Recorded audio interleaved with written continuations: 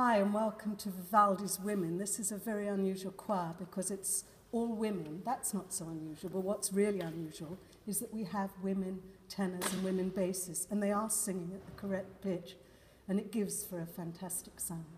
And a few of us are here who've been in the choir for the last 10 years, which is when it started.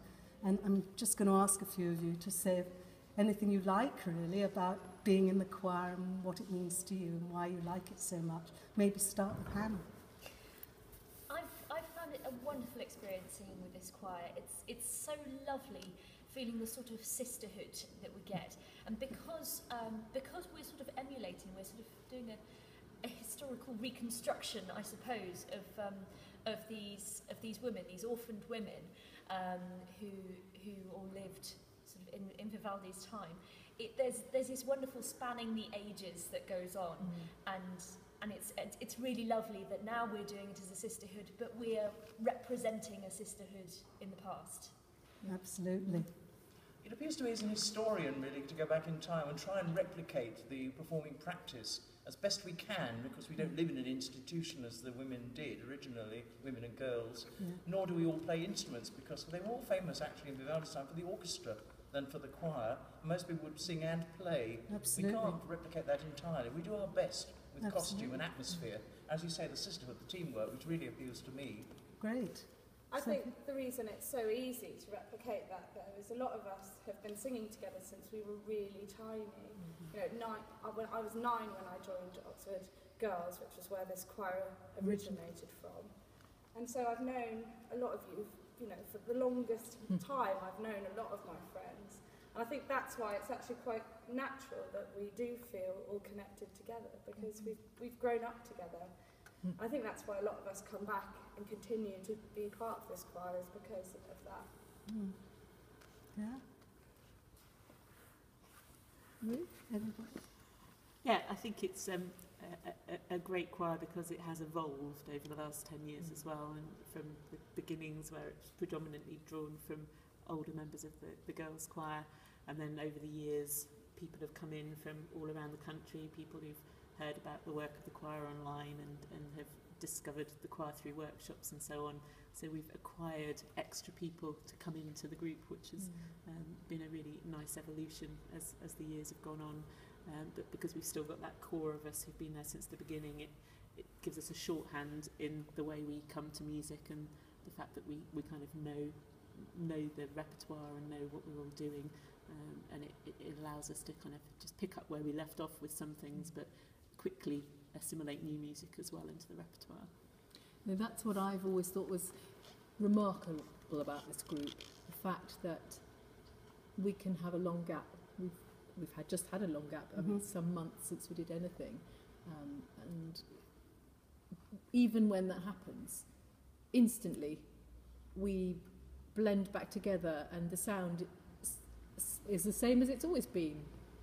It doesn't seem to change essentially, does it? There's something very united about it.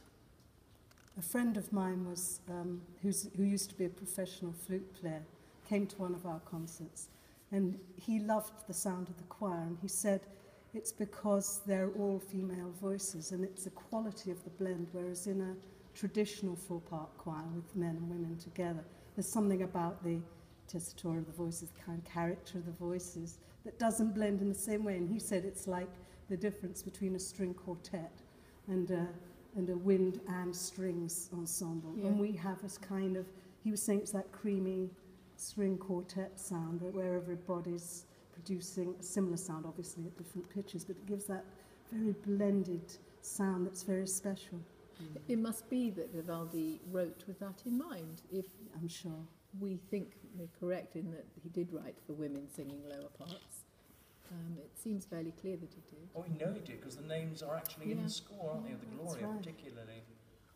Yes. May I make a supplementary point? I'm an outright, although I was an original member, because I was found through the internet when they wanted a deep-voiced woman. Yeah. You And were, they tried one or weren't two you? who were not suitable, Forgotten and I was that. singing a duet with a male countertenor friend. That's right. Piece that he wrote called Rosa Divina in medieval Spanish, and I was picked off the internet. and Ah. chosen. Do you know what happened? Richard played that to me over the phone, and he said, Ha ha ha, spot the man. That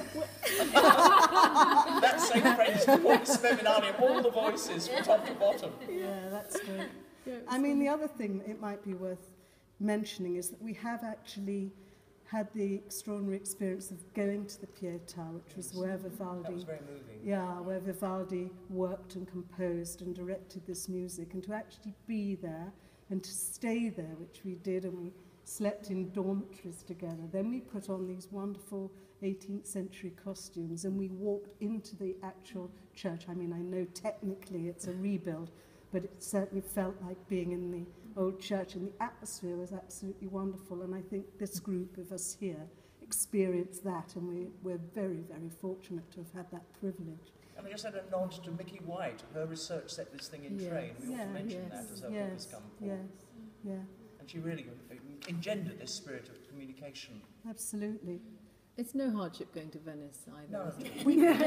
We managed quite well. rather, without too much argument. Does anyone want to say anything who hasn't said anything? I think one of the interesting things, I became involved in the choir more so because I was out in Venice anyway. That's Yes, right. yes.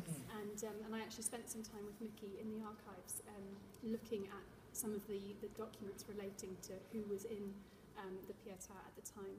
And I think you're right that actually being there, physically seeing these documents, physically being pretty much where they would have been was Yeah. an extraordinary privilege and a real eye-opener really to the sorts of things that they experienced there. Absolutely. Yeah, especially when we actually attached, we could see the names of the same musicians, and we were singing roles that we could see the name of the girl that was singing it, and that kind of just Yeah. really It's Personal puts you back connection, to, yeah. it does make you have Yeah. a personal connection to the music, doesn't it? Yeah, and I think all women together, there's something about the level of fun and frolics that we have. That's really great, that we have a lot of laughs and a Lining lot up of behind each fun. other and doing up our dresses. That's Yes, yes, standing in a row. Well, it's the most time-efficient way of doing it, Yes, isn't it? Because it does take a while. Recording, actually, in the church where the people on the other side started a Mexican way, Yeah. and we whistled one of the movements of the Gloria in response. And then the jib camera cracked, do you remember, Yeah. on Yeah. the railings, and we started singing Jimmy Crack Jib and We Don't Care. We That's had not, fun. that's it was not by enormous fun. Vivaldi, is it? No, No, I don't think so. I It think would have been a good thought of it. I don't know if anyone wants to say. I think we thought we'd do about 8 minutes, and we're very close. So, I don't know if anyone would like to say anything else. Just Do you want to say anything, Richard? no. Oh, right, no, Oh he- no, he's not. No, we don't want to hear from you anyway. So No. that's all. You said about the age range. Someone doing a little Age We range. did the a age little range. bit of talk about us, just a sort of general introduction. Yes. Would that be worthwhile? The editor, can't you? So- Yeah, Yeah, go on then. So- Do you want to say that? Yeah. So we're an all-female choir who were set up just over 10 years ago now. A lot of us were based in Oxford at the time and had even grown up in Oxford, and had performed with the Oxford Girls Choir, but had sort of moved on to this new reforming of a group, spanning the ages, going right down from I suppose sort of young teenagers up There were to some 60 15-year-olds. plus. 60 60 plus plus, at the top end. So it's about a 50-year age range or something like that. That doesn't seem to be any kind of issue ever, does it, the age No. range? In fact, it's a You don't notice really it. positive thing. Yeah. Yeah, I think. And for the us sound. older ones, it's quite fun watching people grow up, because in the 10 years that we've been in it, and some are very young at the start. Yes. People have got married, had babies, and so on, and grown up, getting Yeah. careers. It's really And nice we know to some see. of them went on to their 70s, because the names and ages are recorded. Oh, we've got Yeah. ages then. Yeah, Ages too, yeah. yes. In Mickey's research. I think that's probably enough. Because it's like no more than 8